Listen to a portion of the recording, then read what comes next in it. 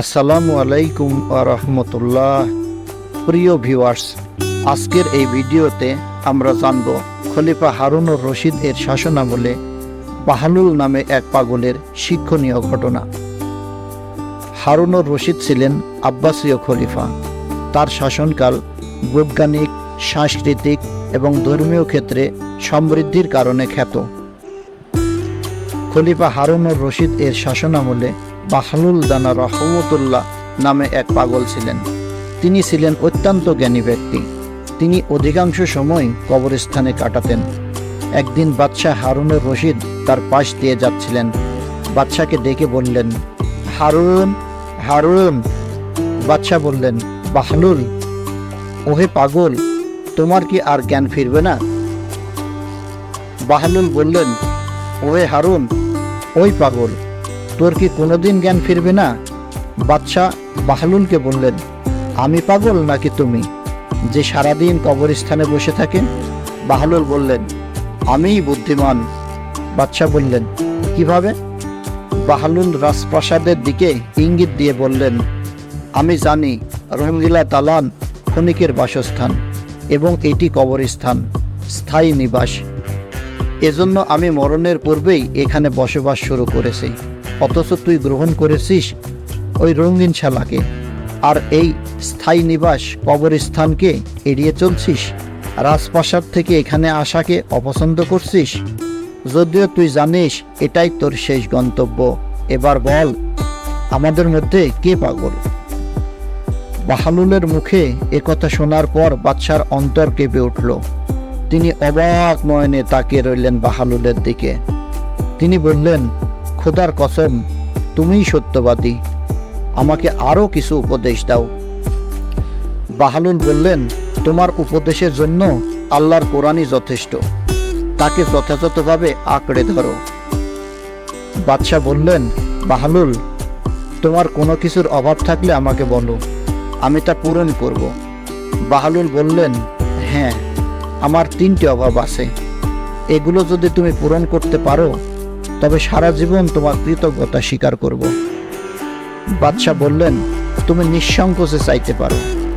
বাহলুল বলল, মরণের সময় হলে আমার আয়ু বৃদ্ধি করতে হবে। বাদশাহ বললেন, আমার পক্ষে সম্ভব নয়। বাহলুল বলল, আমাকে মৃত্যুর ফেরেশতা থেকে রক্ষা করতে হবে। বাদশাহ বললেন, আমার পক্ষে সম্ভব নয়। বাহলুল বলল, আমাকে জান্নাতে স্থান করে দিতে হবে এবং জাহান্নামের আগুন থেকে আমাকে দূরে রাখতে হবে। বাদশাহ বলল, আমার পক্ষে এটাও সম্ভব নয়। বাহলুল বললেন, তবে জেনে রেখো, তুমি বাদশাহ নও, তুমি ফকির, বরং তুমি অন্য কারো অধীনস্থ। অতএব তোমার কাছ থেকে কোনো চাওয়া বা প্রার্থনা নেই। আল্লাহ তাআলা রহমান, মালিক, আমি তার কাছ থেকেই চাইব। সুবহানাল্লাহ। বাহলুল দানা রহমতুল্লাহ আলাইহিস সাল্লামকে আল্লাহ তাআলা বিশেষ জ্ঞান এবং প্রজ্ঞা দিয়ে পাঠিয়েছিলেন। তিনি আল্লাহ তাআলার এমন এক বুজুর্গ এবং কামেল ব্যক্তি ছিলেন যার ভিতরে জ্ঞানের সমুদ্র ছিল। তেমন আর একটি ঘটনা বলছে। খলিফা হারুনুর রশিদের স্ত্রী জুবাইদা, তিনি অত্যন্ত ধর্মপরায়ণ একজন নারী ছিলেন। তিনি তার প্রাসাদে 1000 খাদেমা রেখেছিলেন যারা কোরআনের হাফেজা এবং কারি ছিলেন। তাদের সকলের দায়িত্ব বিভিন্ন শিফটে ভাগ করা ছিল, যার ফলে তার প্রাসাদ থেকে 24 ঘন্টা মেয়েদের কোরআন তেলাওয়াতের শব্দ শোনা যেত। তার প্রাসাদকে কোরআনের বাগানের মতো মনে হতো। একদিন খলিফা হারুনুর রশিদ তার স্ত্রীকে নিয়ে নদীর পাড় দিয়ে হাঁটতে বের হলেন। খলিফা দেখতে পেলেন নদীর এক পাশে বাহলুল চুপচাপ বসে আছেন। খলিফা বাহলুলকে বললেন, আসসালামু আলাইকুম ওয়া রাহমাতুল্লাহ বাহলুল। বাহলুল উত্তর দিলেন, ওয়ালাইকুম আসসালাম। খলিফা জিজ্ঞেস করলেন, আপনি এখানে কি করছেন? বাহলুল বললেন, বালির উপর বাড়ি নির্মাণ করছি, দেখতে পাচ্ছেন না? খলিফা হারুনুর রশিদ বললেন, আপনি এটা কেন বানাচ্ছেন? এ দিয়ে কি হবে? এসব বাজে কাজ না করলেও তো পারেন। বাহলুল উত্তরে বললেন, যে লোক এটা কিনবে আমি তার জন্য দোয়া করব মহান রাব্বুল আলামিনের কাছে, যেন এই ঘরের বদলে তিনি জান্নাতে একটি মহল বানিয়ে দেন। খলিফা হারুনুর রশিদ বললেন, বাহলুল, আপনার এ বাড়ির মূল্য কত? বাহলুল বললেন, মাত্র 1 দিনার। আর এটা বিক্রি করে যে টাকা আমি পাবো তা কোনো গরিব অসহায়কে দান করে দেব। খলিফা হারুনুর রশিদ ভেবেছিলেন এটা হয়তো এই পাগলের নতুন কোনো পাগলামি, তাই তিনি কোনো কিছু না বলে সেখান থেকে চুপচাপ চলে গেলেন। কিছুক্ষণ পরে খলিফা হারুনুর রশিদের স্ত্রী জুবাইদা সেখানে আসলেন এবং বাহলুলকে সেই একই কথাগুলো জিজ্ঞেস করলেন। জবাবে বাহলুল আবার একই উত্তর দিলেন। জুবাইদা বাহলুলকে জিজ্ঞেস করলেন, আপনার এ বাড়ির মূল্য কত? তিনি বললেন, মাত্র 1 দিনার। জুবাইদা তার থলি থেকে একটি 1 দিনারের কয়েন বের করে বাহলুলকে দিলেন এবং তার জন্য আল্লাহর কাছে দোয়া করতে বললেন। বাহলুল হাত তুলে প্রাণ খুলে আল্লাহর কাছে দোয়া করলেন, বললেন, মহান রাব্বুল ইজ্জত, আপনি আপনার এই বান্দিকে দিনের জন্য কবুল করুন এবং এই দানের উসিলায় তার জন্য জান্নাতে একটি মহল বানিয়ে দিন, আমিন। পরের দিন বাদশাহ স্বপ্নে জান্নাতের একটি দৃশ্য দেখতে পান। জান্নাতে হুরসহ সমস্ত সুস্বাদু ফলমূল, আপেল, আঙ্গুর, আনার সহ সকল জান্নাতে সুযোগ সুবিধা সহ একটি মনোরম মনোমুগ্ধকর পরিবেশপূর্ণ একটি প্রাসাদ দেখতে পান। তিনি দেখতে পেলেন লাল ইয়াকুতের তৈরি সুউচ্চ একটি প্রাসাদ, যে প্রাসাদের ওপরে জুবাইদার নাম লেখা রয়েছে। হারুনুর রশিদ চিন্তা করলেন, এটা সত্যিই আমার স্ত্রী জুবাইদার প্রাসাদ কিনা তাই একটু যাচাই করে দেখা দরকার। তিনি সেই প্রাসাদে প্রবেশের জন্য প্রধান ফটকের কাছে পৌঁছতেই ফটকের দারোয়ান তাকে জিজ্ঞেস করলেন, কে আপনি? এখানে কেন এসেছেন? হারুনুর রশিদ বললেন, কে তুমি? আমাকে থামাচ্ছ কেন? তুমি কি জানো এই মহলে আমার স্ত্রীর নাম লেখা রয়েছে, তাই আমাকে ভেতরে যেতে দাও। দারোয়ান বললেন, এটা অসম্ভব, এখানকার রীতিনীতি আলাদা। এখানে স্ত্রীর হলেই স্বামী প্রবেশ করতে পারবে বা স্বামীর হলেই স্ত্রী প্রবেশ করতে পারবে, এখানে এমনটা নয়, বা অন্য কাউকেও এখানে প্রবেশ করতে দেওয়া হয় না। এই কথা বলে প্রাসাদের দ্বার রক্ষাকারী দারোয়ান হারুনুর রশিদকে ঘাড় ধাক্কা দিয়ে সেখান থেকে বের করে দেন। এরপর জান্নাতের ফেরেশতার ঘাড় ধাক্কা খেয়ে হারুনুর রশিদের ঘুম ভেঙে যায়। ঘুম ভেঙে যাওয়ার পর হারুনুর রশিদ ভাবতে থাকে, আল্লাহ তাআলা মনে হয় জুবাইদার জন্য বাহলুল এর দোয়া কবুল করে নিয়েছেন। তখন তার নিজের জন্য খুব আফসোস হতে লাগলো।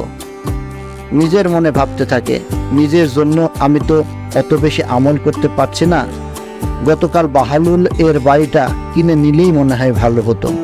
কি ভুল করলাম আমি, মাত্র 1 দিনের জন্য আমি আমার জান্নাতটাকে হারালাম। এই আফসোস নিয়ে সারা রাত এপাশ ওপাশ করতে থাকে, কিছুতেই তার আর ঘুম আসে না। ভোর হতে না হতেই হারুনুর রশিদ ভাবল, আজ সবার আগে আমি সেই নদীর পাড়ে যাব, বাহলুলকে খুঁজে বের করব। যদি বাহলুলকে খুঁজে পেয়ে যাই তবে আমিও তার কাছ থেকে একটি বাড়ি কিনব। তাই হারুনুর রশিদ পরদিন তার স্ত্রী জুবাইদাকে নিয়ে আবার নদীর পাড়ে বেড়াতে যায়। বাহলুল এর খোঁজে এদিক ওদিক ছুটোছুটি করতে থাকে। এভাবে এক সময় হঠাৎ করে বাহলুলকে দেখতে পায়। সে দেখল অন্য এক জায়গায় নদীর পাড়ে বসে আনমনে বাহলুল বাড়ি তৈরি করছে। দূর থেকে এ দৃশ্য দেখে হারুনুর রশিদ অত্যন্ত খুশি হয়ে গেলেন। দৌড়ে গিয়ে হাসি মুখে হারুনুর রশিদ বললেন, আসসালামু আলাইকুম ওয়া রাহমাতুল্লাহ বাহলুল, আপনি কেমন আছেন? আজ আমি আপনার বাড়িটা কিনেই নেব। বাহলুল বললেন, ওয়ালাইকুম আসসালাম ওয়া রাহমাতুল্লাহ, আপনি বাড়ি কিনতেই পারেন, কোনো সমস্যা নেই। আমি সেই ব্যক্তির জন্য দোয়া করব যে আমার বাড়ি কিনবে। আমি এই দোয়া করব মহান রাব্বুল আলামিনের কাছে যেন এই ঘরের বদলে জান্নাতে একটি উত্তম প্রাসাদ দান করেন এবং বাড়ি বিক্রি করে যে টাকা আমি পাবো তা কোনো গরিব অসহায়দের মাঝে বিলিয়ে দেব। হারুনুর রশিদ বাহলুল এর দিকে 1 দিনারের একটি কয়েন এগিয়ে দিয়ে বললেন, বাহলুল, এই নেন আপনার বাড়ির দাম। বাহলুল সেই দিনারটা মাটিতে ফেলে দিয়ে বললেন, কি ব্যাপার, আপনি আমার সাথে মশকরা করছেন? হারুনুর রশিদ বললেন, কেন, এ বাড়ির দাম কত? বাহলুল বললেন, এ বাড়ির দাম সারা পৃথিবীর রাজত্ব। হারুনুর রশিদের মাথায় আকাশ ভেঙে পড়ল। বললেন, এর দাম এত? এটা আমার পক্ষে অসম্ভব। গতকাল তো আপনি একদিনারেই এটা দিয়েছিলেন, আর আজ সারা পৃথিবীর রাজত্ব চাইছেন এই তুচ্ছ বাড়িটির জন্য। বাহালুল মুচকে এসে বললেন, বাদশাহ সালামত, গতকাল এটা ছিল একটা অদেখা বিষয়, আর আজ এটা একটা প্রমাণিত বিষয়। গতকাল এটা একটা না দেখা জিনিসের বিনিময় মূল্য ছিল, তাই এটা একটা সস্তা জিনিস ছিল, আর আজ এটা একটা প্রমাণিত বিষয়। যেহেতু আজ আপনি এর মূল্য জেনে এসেছেন, তাই এর জন্য আপনাকে অনেক বেশি মূল্য দিতে হবে। কিন্তু এটা আপনার জন্য দুর্ভাগ্য যে এর মূল্য দেওয়ার ক্ষমতা আজ আর আপনার নেই। ঠিক একইভাবে মৃত্যুর পরেও আমল নামায় নতুন করে কোনো আমল যুক্ত হওয়ার সুযোগ নেই, কিন্তু আপনি চাইলে আজ থেকেই নতুন করে আমল যুক্ত করতে পারেন। আজকেও আপনার জন্য আমল যুক্ত করার সুযোগ রয়েছে। সুবহানাল্লাহ। প্রিয় ভিউয়ার্স, বাদশাহ হারুনুর রশিদ এবং বাহলুল দেনা রহমতুল্লাহ আলাইহিস সালামের ঘটনা থেকে আমরা শিক্ষা নিতে পারি যে পৃথিবীর প্রত্যেকটি বিষয় সঠিক সময়ে এবং সুযোগ অনুসারে করা উচিত। আজকের কাজ কালকের জন্য ফেলে রাখলে তা আর সম্পূর্ণ নাও হতে পারে। মহান আল্লাহ রাব্বুল ইজ্জত সবাইকে বিষয়গুলো বোঝার এবং সেই অনুসারে আমল করার তৌফিক দান করুন। আমিন। ভিডিওটি ভালো লাগলে চ্যানেলটিকে সাবস্ক্রাইব করে লাইক, কমেন্ট এবং শেয়ার করে রাখুন।